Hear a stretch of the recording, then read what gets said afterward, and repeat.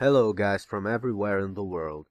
This is the first video of my little humble Brazilian Portuguese course, totally free and easy.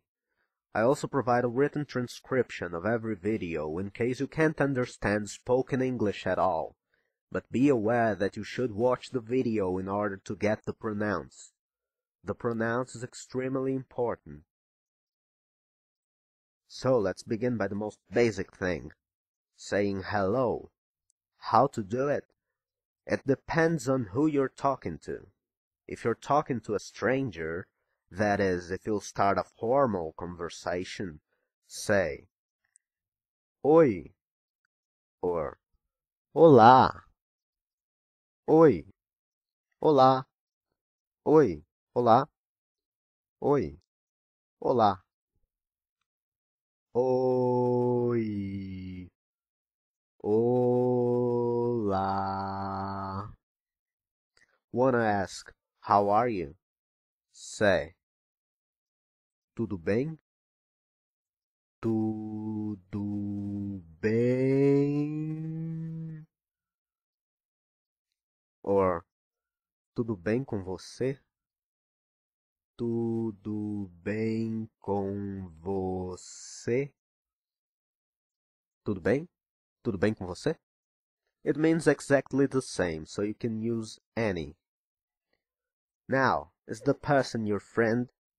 If it is, say, E aí? E aí is the Portuguese equivalent to what's up? Do you want to say, what's up, bro? Then say, E aí, man? You can complement it with the word beleza if you want to. E aí, mano, beleza? E aí, mano, beleza? E aí, beleza? If you don't like mano, which means bro, you can use velho. E aí, velho, beleza? E aí, velho, beleza? Note that velho is not really a word, but a corruption of the word velho, which means old person. However, in this context, it means exactly the same as mano. Don't like it either? Use cara. E aí, cara, beleza? E aí, cara, beleza? Make sure to talk neither mano, nor velho, nor cara when talking to a female. These are masculine words. Watch for the O at the end of the word. It generally means it is a masculine word. Feminines are generally finished in A. Pay attention, I said generally. Cara, in this context, is masculine.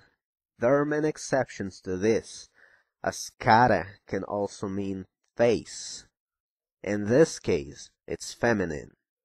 Anyway, when talking to a girl, say only, E aí, beleza? Or, Oi, tudo bem? Practice this, watch it again, and again. Say the sentences out loud. Remember, practice makes perfect. Now let's change the subject a bit. To learn a language is to learn a culture. That's why in these videos we'll talk a lot about Brazilian culture. What do you know about Brazil? You certainly have heard about the Carnival, or Carnaval as we call it, samba, or even baile funk. And of course you can name our touristic city, Rio de Janeiro, and the Amazon rainforest, or Amazonia, or Amazon jungle, which we call Floresta Amazônica. Similar, isn't it? If you can speak English, which you most likely do, it's not hard to learn Portuguese.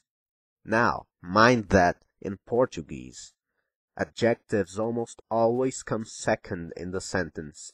That's why we say Floresta Amazônica instead of Amazônica Floresta.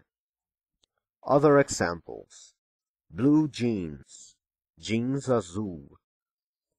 Broken guitar. Guitarra quebrada. You're watching TV and feel like changing the channel. What do you use? The remote control. Controle remoto. Easier. When using adjectives in Portuguese, just change the word's position. It's a strategy wonderful. Of course, every rule has its exceptions, but don't worry about that now. You really don't have to.